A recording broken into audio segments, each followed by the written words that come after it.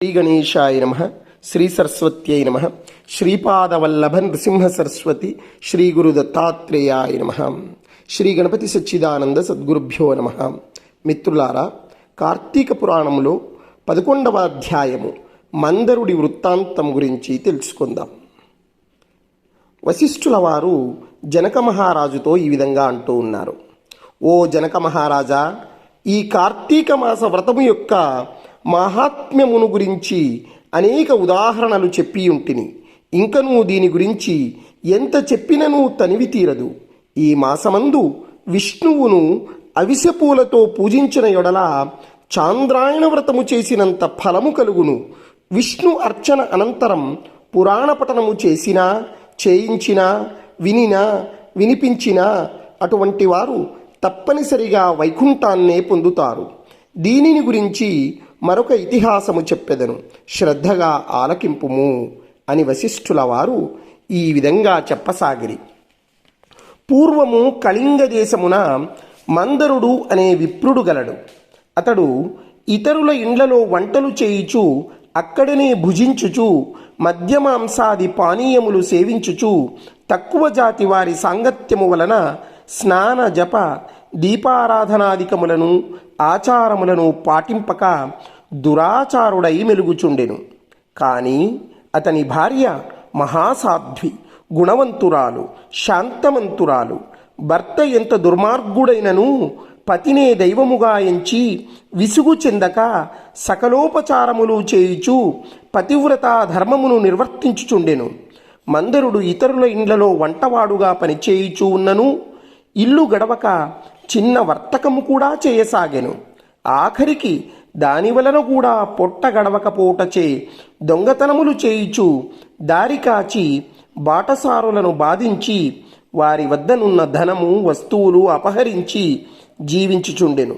ఒక దినమున ఒక బ్రాహ్మణుడు అడవిదారినబడి పోవుచుండా అతనిని భయపెట్టి కొట్టి ధనమును అపహరించుచుండగా అక్కడకు మరొక కిరాతకుడు వచ్చి ధనాసచే వారిద్దరినీ చంపి ధనము మూటకట్టుకుని వచ్చుచుండెను.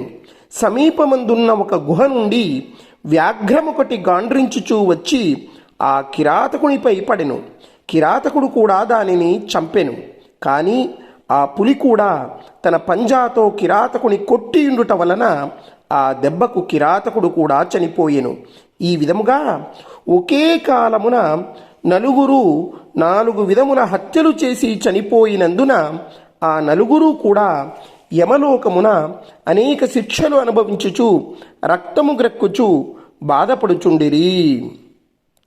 మందరుడు చనిపోయిన నాటి నుండి అతని భార్య నిత్యము హరినామస్మరణ చేయుచు సదాచారవర్తిని అయి భర్తను తలుచుకొని దుఃఖించుచు కాలము గడుపుచుండెను. కొన్నాళ్లకు ఆమె ఇంటికి ఒక ఋషి పుంగవుడు వచ్చెను.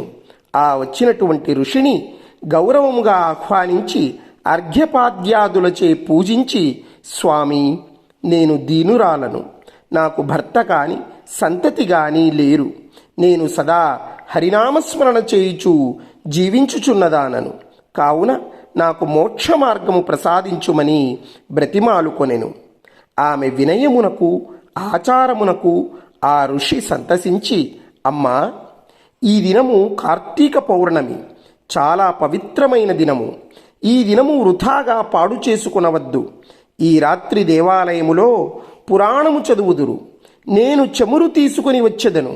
నీవు ప్రమిదను వత్తిని తీసుకొని రావలేయును. దేవాలయములో ఈ వత్తిని తెచ్చినటువంటి ఫలమును నీవందుకునుము అని చెప్పిన తోడనే అందులకామె సంతసించి వెంటనే దేవాలయమునకు వెళ్ళి శుభ్రము చేసి గోమయముచే అలికి ముగ్గులు పెట్టి తానే స్వయముగా వత్తి చేసి 2 వత్తులు వేసి ఋషి తెచ్చినటువంటి నూనె ప్రమిదలో పోసి దీపారాధన చేసెను. అటు తరువాత ఇంటికి వెడలి తనకు కనిపించిన వారినెల్లా ఆ రోజు రాత్రి ఆలయమందు జరుగు పురాణ కాలక్షేపమునకు రమ్మని చెప్పెను. ఆమె కూడా ఆ రాత్రి అంతయు పురాణమును వినెను.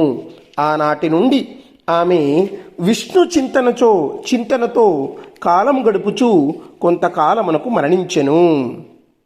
ఆమె పుణ్యాత్మురాలగుట వల్ల విష్ణుదూతలు వచ్చి విమానమెక్కించి వైకుంఠమునకు తీసుకొని పోవిరి.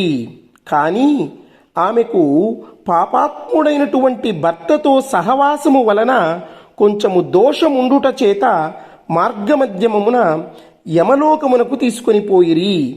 అచట నరకమందు మరి ముగ్గురితో బాధపడుతూ ఉన్నటువంటి తన భర్తను చూసి, ఓ విష్ణుదూతలారా, నా భర్త మరి ముగ్గురును ఈ నరక బాధపడుచూ ఉన్నారు, కావున నా యందు దయ ఉంచి వారిని ఉద్ధరింపుడని ప్రాధేయపడెను.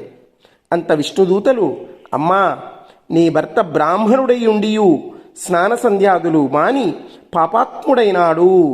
రెండవవాడు కూడా బ్రాహ్మణుడైనను అతను కూడా ధనాశచే ప్రాణహితుని చంపి ధనము అపహరించెను. మూడవవాడు వ్యాఘ్రము.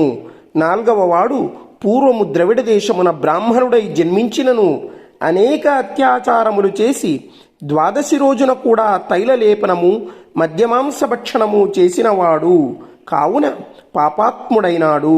అందుకే ఈ నలుగురు నరకబాధలు పడుచున్నారు అని వారి చరిత్రలు చెప్పిరి.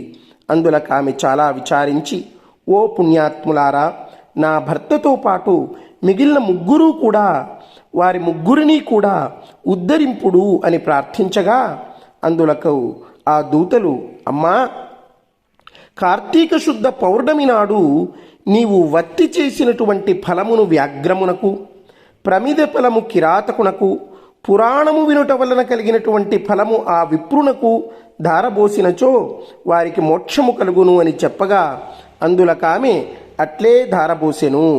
ఆ నలుగురును ఆమె కడకు వచ్చి విమానమెక్కి వైకుంఠమునకు వెళ్ళిరి. కావున ఓ రాజా, కార్తీక మాసమున పురాణము వినుట వలన, దీపము వెలిగించుట వలన ఎట్టి ఫలము కలిగెనో వింటివా అని వశిష్ఠుల వారు నుడివిరి. ఇట్లు స్కంద పురాణాంతర్గత వశిష్ఠ ప్రోక్త కార్తీక మహత్యమందలి ఏకాదశాధ్యాయము 11వ రోజు పారాయణం సమాప్తం. జై గురుదత్త.